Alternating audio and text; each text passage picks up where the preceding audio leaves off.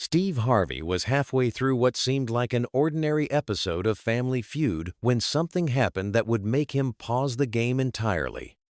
It was a Wednesday afternoon, and the energy in the Atlanta studio was electric as always. The Brennan family from Portland, Oregon, was competing against the Sullivan family from Boston, Massachusetts. Everything appeared routine until Steve noticed something peculiar about one of the contestants that would lead to a moment no one in the studio would ever forget. The Brennan family had just won the first round and was feeling confident. The family consisted of Mallory Brennan, a 47-year-old elementary school librarian, her husband Derek, their two daughters Paige and Quinn, and Mallory's younger brother Trevor. Mallory stood at the center of the family line, her blonde hair pulled back in a neat ponytail, wearing a bright blue dress that matched the family's coordinated outfits. She had an easy smile and a warm presence that the audience immediately connected with. On the other side stood the Sullivan family. Amanda Sullivan, 48, was a marketing executive from Boston with auburn hair and sharp green eyes. She was competing alongside her husband Craig, their son Nathan, her sister-in-law Beth, and her mother-in-law Patricia. The Sullivans were equally enthusiastic, bringing that distinctive Boston energy to the stage. Steve was doing what he did best, making everyone laugh and keeping the energy high. During a commercial break, he walked over to chat with both families, something he always enjoyed doing to make everyone feel comfortable. "So, Mallory," Steve said, leaning against his podium, "Portland, Oregon. That's beautiful out there. What do you do?" "I'm a school librarian," Mallory replied with genuine enthusiasm. "I work with kids from kindergarten through 5th grade. It's the best job in the world." "I bet it is," Steve smiled. "Getting to read stories all day, being around kids. That's special. How long you been doing that?" 22 years now, Mallory said. "Ever since my oldest was born, actually. I wanted a job where I could be around children and books. It ended up being perfect." Steve nodded approvingly before turning to Amanda. "And Amanda, you're in marketing? That's a whole different world from libraries." Amanda laughed. "It really is. I work for a tech company in Boston. We market software solutions, which sounds boring when I say it out loud, but I actually love it." "How long you been doing that?" Steve asked. "About 15 years now. Before that, I was in advertising in New York for a while." As Steve continued chatting with both families, something caught his attention. During the casual conversation, Mallory mentioned something about growing up in Ohio, and Amanda's head turned slightly, though she didn't say anything. Steve, always observant, noticed the subtle reaction but continued with the taping. The game resumed, and both families were playing well. The Sullivan family managed to tie things up in the second round, and the competition was heating up. During another commercial break, Steve noticed Mallory checking her phone with a strange expression on her face, something between nervousness and anticipation. "You okay?" Steve asked quietly, walking over to her. Mallory looked up, slightly startled. "Yes, I'm fine. Just a little distracted, I guess." "Something on your mind?" Steve pressed gently. He'd learned over the years that when contestants seemed distracted, there was usually a story there. Mallory hesitated, then spoke softly. "Mr. Harvey, can I tell you something kind of strange? That woman over there, Amanda Sullivan, I keep looking at her, and she reminds me so much of someone I used to know. Someone really important to me." Steve's eyebrows raised. "Oh yeah? Who's that?" "My best friend from childhood," Mallory said, her voice catching slightly. "We were inseparable from the time we were 6 years old until we were 13. Then her family moved away, and we lost touch. This was back before the internet and cell phones, you know. We wrote letters for a while, but then they just stopped coming." Steve felt that familiar tingle he got when he sensed something special was about to happen. "What was your friend's name?" "Kendall," Mallory said softly. "Kendall Morrison. We grew up in Dayton, Ohio, and we did everything together. She was more like a sister than a friend. When she left, it felt like I lost a piece of myself." Steve glanced over at Amanda Sullivan, then back at Mallory. "And you think Amanda reminds you of her?" "She has the same eyes," Mallory said. The same way of tilting her head when she's thinking. I know it sounds crazy. It's been so long, and people change. But I keep looking at her and seeing Kendall. Before Steve could respond, the stage manager called for places. Steve walked back to his position, but his mind was working. During his years hosting the show, he'd learned to trust his instincts, and something about this situation felt significant. The game continued into the third round. This was when Steve decided to do something he rarely did. He went off script. Before we start this round, Steve announced, I want to ask both families something. See, we get families on this show from all over the country, and sometimes there are interesting connections. Mallory, you mentioned you grew up in Dayton, Ohio, right? Mallory nodded, looking slightly confused about why Steve was bringing this up during taping. That's a great city, Steve continued. Amanda, where did you grow up? Amanda's expression shifted to something more guarded. I was born in Ohio, actually, Dayton, but we moved to Connecticut when I was 13. The audience murmured at the coincidence, but Mallory went completely still. Steve saw the color drain from her face. Dayton, Mallory whispered. You lived in Dayton? Amanda looked at Mallory properly for the first time, really looked at her. Her eyes narrowed slightly, studying Mallory's face. Yes, until 1990. My family moved because my dad got a job transfer. Mallory's hand went to her mouth. 1990. That's when Kendall left. Amanda froze. The studio went quiet. Even the audience sensed something profound was happening. What did you say? Amanda's voice was barely audible. Kendall, Mallory repeated, tears already forming in her eyes. Kendall Morrison. We were best friends, and in 1990, her family moved away, and I never saw her again. Amanda's face went through a series of expressions: shock, disbelief, recognition, and then overwhelming emotion. Mallory? She said uncertainly. Mallory Chen? Is that you? I'm Mallory Brennan now, Mallory said, her voice shaking. I got married. But yes, I was Mallory Chen. Kendall, is it really you? Steve stepped back, his eyes wide. This wasn't planned. This was real, unfolding right in front of everyone. Oh my God, Amanda said, and her voice cracked completely. Mallory, it's me. I'm Kendall. I'm Kendall Sullivan now. I got married too, and I changed my name. And I've been looking for you for so long. Mallory let out a sound that was half laugh, half sob. I've been looking for you too. I tried everything. I searched online. I tried social media. I even hired someone to help me find you. But you weren't Kendall Morrison anymore. And you weren't Mallory Chen, Amanda said, tears streaming down her face.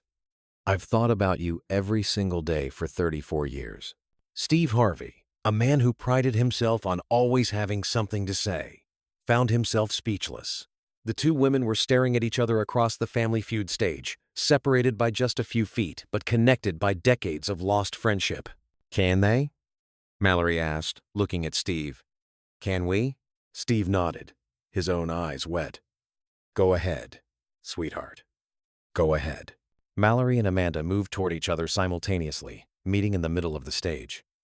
Their embrace was fierce and immediate, both women clinging to each other like they were afraid the other might disappear. The studio erupted in applause, but the two women didn't hear it. They were lost in their reunion, crying and laughing and holding each other. The families on both sides were crying too. Derek Brennan had his arm around his daughters, explaining quietly what was happening. Craig Sullivan stood with his hands over his mouth, watching his wife reconnect with a part of her past he'd only heard stories about. Steve gave them time, letting the moment unfold naturally. When Mallory and Amanda finally pulled back to look at each other, they kept their hands clasped, neither willing to let go completely. Look at you, Mallory said, touching Amanda's face gently. You're so beautiful. You're all grown up. So are you. Amanda laughed through her tears. Your hair is still that same blonde. I'd know you anywhere now that I'm really looking at you.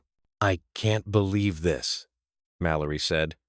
I can't believe you're here. On Family Feud. Of all places. I know, Amanda agreed. What are the chances? We're competing against each other, and we didn't even know. Steve approached them carefully, holding his microphone. Ladies, if you don't mind, I think everyone would love to hear your story. How did two best friends lose touch for 34 years? Mallory wiped her eyes, trying to compose herself. We met in first grade. Amanda, and her family had just moved to Dayton. She was the new girl, and she sat next to me. I remember she had these bright green eyes and red hair in braids. And you shared your lunch with me? Amanda added, smiling at the memory. I'd forgotten mine, and you gave me half of your peanut butter and jelly sandwich. From that day on, we were inseparable, Mallory continued. We did everything together. Sleepovers every weekend. We learned to ride bikes together. We joined Girl Scouts together. Our families became close too. Her parents and my parents would have dinners together. Amanda nodded. We even had our own secret language. Remember that? We passed notes in class that no one else could read. The summer of 1990, Mallory said, her voice dropping. That's when everything changed. You told me your dad got a new job. I remember sitting in your backyard, under that big oak tree, and you told me you were moving to Connecticut. I cried for weeks before we left, Amanda said. I didn't want to go. I begged my parents to let me stay with your family, but I was 13. I had no choice. We promised we'd write, Mallory said. And we did, for about 2 years. But then the letters just stopped coming. Amanda's face fell. My family moved again when I was 15, from Connecticut to Massachusetts. The letters you were sending probably went to the old address. I wrote to you, but I never heard back. So I thought you'd moved on, made new friends. I thought the same thing, Mallory said. I wrote for months, but when I never got any replies, I figured you'd forgotten about me. Steve shook his head. So you were both still trying to reach each other, but the mail just wasn't getting through? Both women nodded. Amanda spoke up.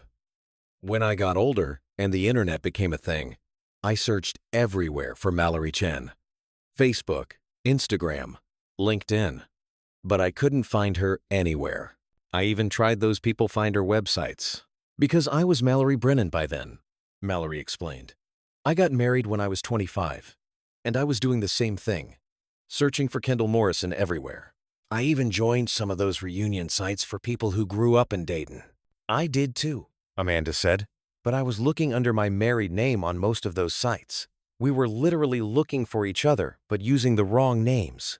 The audience was completely captivated. Even the production crew, who'd seen countless episodes, were wiping their eyes. Steve turned to the families. Did you all know about this? About each other? Derek Brennan spoke up. I've heard about Kendall for our entire marriage. Mallory has told our girls stories about her childhood best friend. There's a photo album at our house full of pictures of them together as kids. Craig Sullivan nodded. Same here. Amanda talks about Mallory all the time. Well, she calls her Mal. She has this old shoebox full of stuff from when they were kids.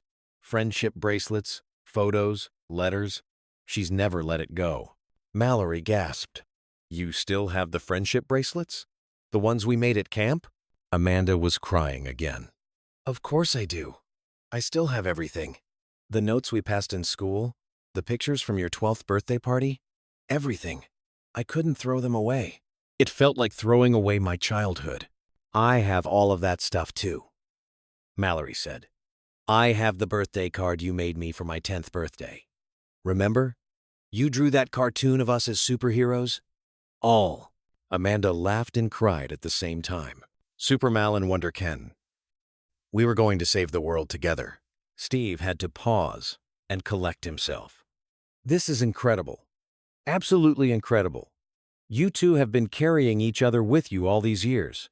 She was my person, Mallory said simply. When you are that young, and you have a friend who understands you completely, who knows all your secrets and dreams. Losing them is like losing a part of yourself. I've had other friends over the years, good friends, but no one ever knew me the way Kendall did. Same, Amanda agreed. I've tried to explain it to people, but they don't get it. It wasn't just that we were friends. We were everything to each other. When I had my children, I thought about how I wished Mal could be there. When I got my first real job, I wanted to call her and celebrate. Every important moment, there was this empty space where she should have been.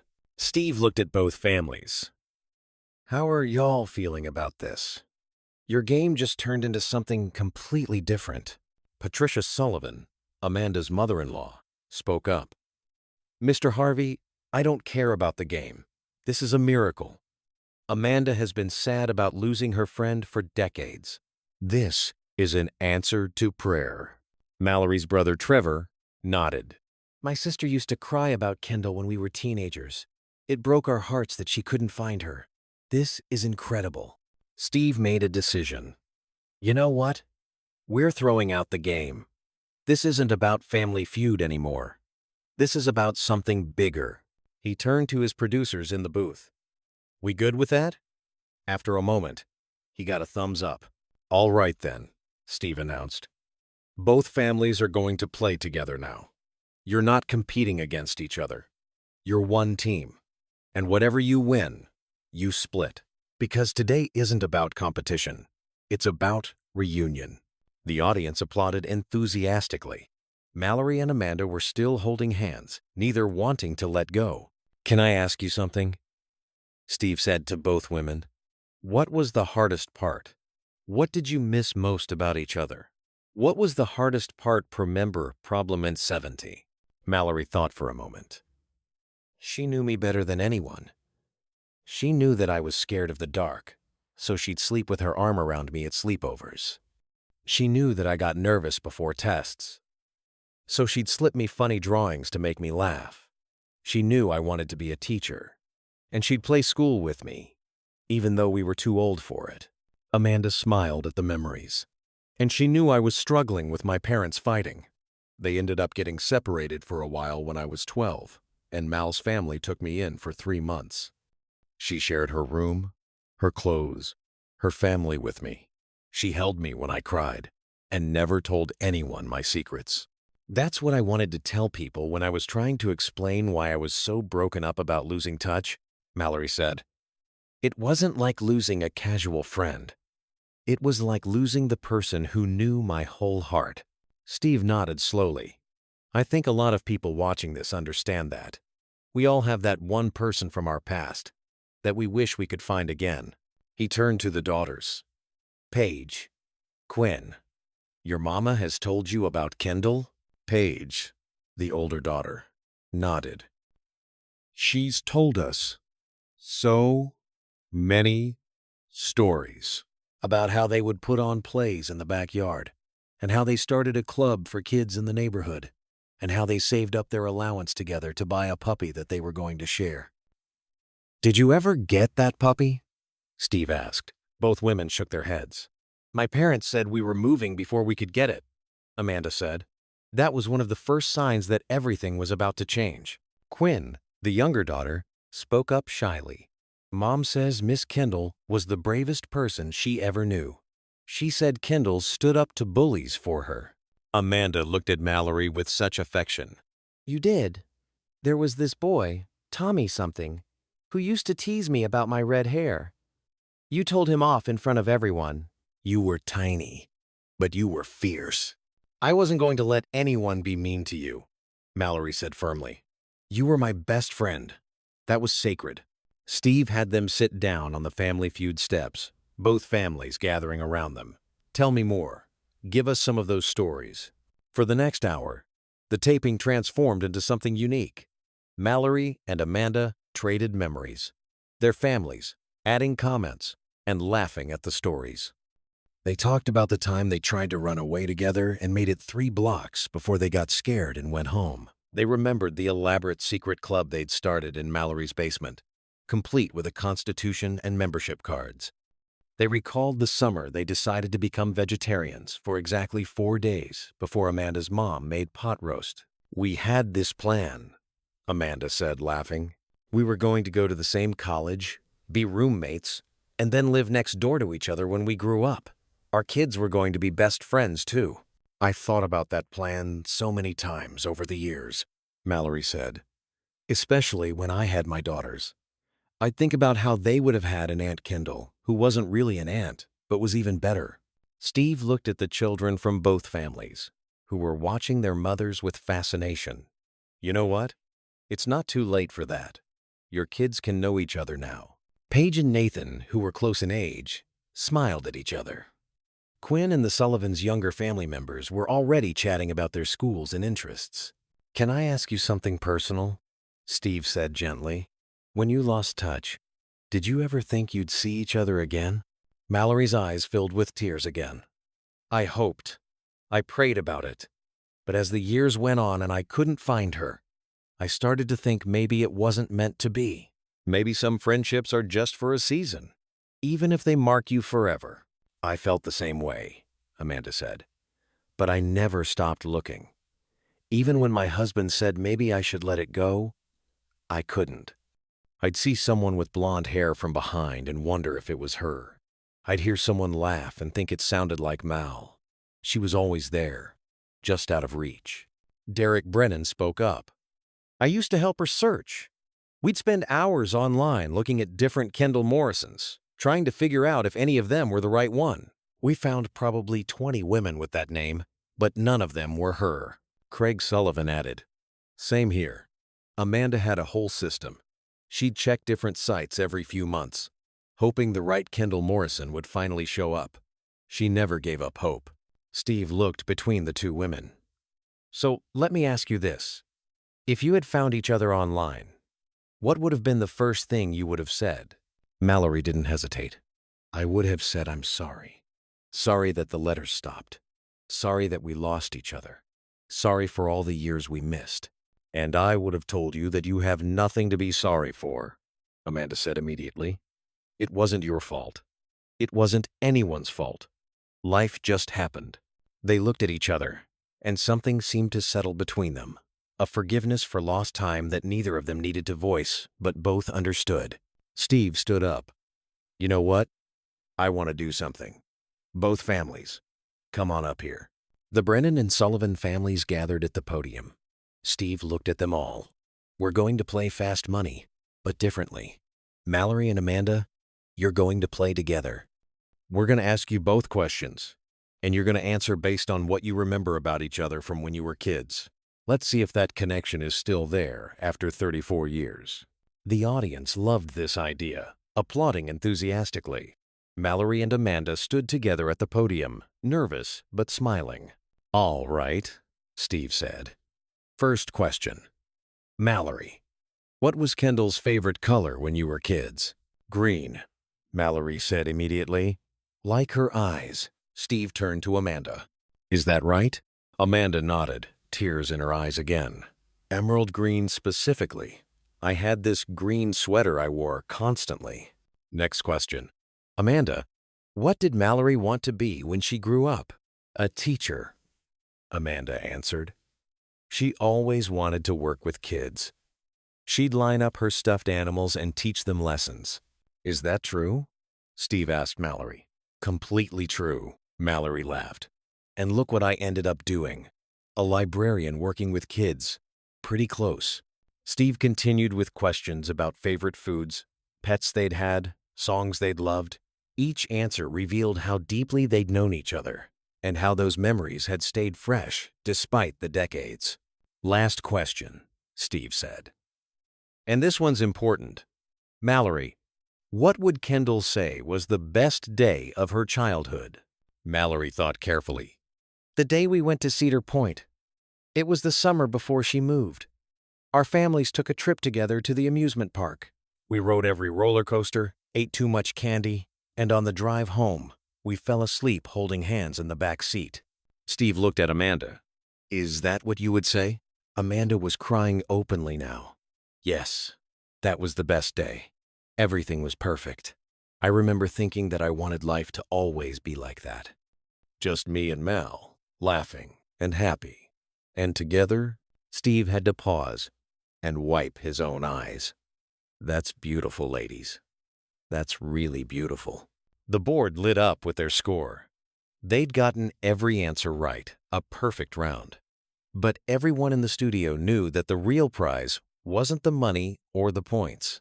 It was the reunion itself. You know, Steve said, addressing the audience and cameras, I've been hosting this show for a long time. I've seen a lot of families, a lot of stories. But this right here, this is something special. This is about the power of friendship, the kind of connection that time and distance can't break. He turned back to Mallory and Amanda. What are you going to do now? How do you even begin to catch up on 34 years? Mallory laughed. I don't know. Talk for about 100 hours straight? At least, Amanda agreed. There's so much to tell. Marriages, kids, careers, but also all the little things. Every movie I watched and wanted to discuss with her. Every song that reminded me of our friendship. Every moment I wished she was there for. We'll figure it out, Mallory said confidently. We found each other again. That's the hard part. Everything else is just details. Steve nodded approvingly. That's exactly right. And you know what? Both families are winning the maximum prize today. But more importantly, you're winning something that money can't buy. The families embraced again, this time as one large group. Derek and Craig shook hands, already making plans for the families to get together. The children were exchanging social media information, excited about their new extended family. Patricia Sullivan was hugging Mallory like she was a long-lost daughter. Before we end this, Steve said, I want to ask one more thing. What would you say to other people out there who have lost touch with someone important? People who have that one friend they can't find. Amanda spoke first. Don't give up. Keep looking. Even when it seems impossible, keep trying. Because the day you stop looking might be the day before you would have found them. And know that if they were real friends, true friends, they're looking for you too, Mallory added. Somewhere out there, they're thinking about you, just like you're thinking about them. That connection doesn't die. Steve smiled. That's good advice. Really good advice. As the taping wound down, Mallory and Amanda sat together on the steps, still holding hands, still talking. They were making plans, exchanging phone numbers, promising to FaceTime that very night. Their families had already decided to have Thanksgiving together, just a few weeks away. I can't believe we were on opposite sides of this stage, Amanda said wonderingly, competing against each other, without knowing it. Jai. The universe works in mysterious ways, Mallory replied. Or maybe it was fate. Or maybe it was just dumb luck. But I don't care what it was. I'm just grateful. Me too, Amanda said. For 34 years, I had this hole in my heart. I didn't realize how much until right now, until it's finally filled again. They stood up together, preparing to leave the stage. But before they did, they turned to each other one more time. Promise me something, Mallory said. Promise me we won't let this much time go by again without seeing each other. I promise, Amanda said seriously. I'm not losing you again. Not ever. Not ever. They sealed it with another hug. This one less desperate than the first, more certain. It was the hug of two friends who knew they had time now, time to rebuild what they'd lost, time to create new memories alongside the old ones. Steve Harvey watched them go, shaking his head in wonder. Sometimes, he said to the audience, this job gives me more than I give it. Today was one of those days. We set out to tape a game show, and we ended up witnessing a miracle. The audience applauded one final time as both families left the stage together, no longer two separate groups but one newly formed extended family, connected by a friendship that had survived everything life had thrown at it. As the studio lights dimmed and the crew began to pack up, Steve stood alone on the stage for a moment. He pulled out his phone and took a picture of the empty space where Mallory and Amanda had reunited, where two best friends had found each other after 34 years of searching. He'd hang that picture in his dressing room, right next to the others that reminded him why he loved what he did. Not for the laughs or the ratings, but for moments like this. Moments that prove some bonds are truly unbreakable, that real friendship never dies, and that sometimes, when you least expect it, the universe brings back what you thought was lost forever. Super Mal and Wonder Ken, together again at last.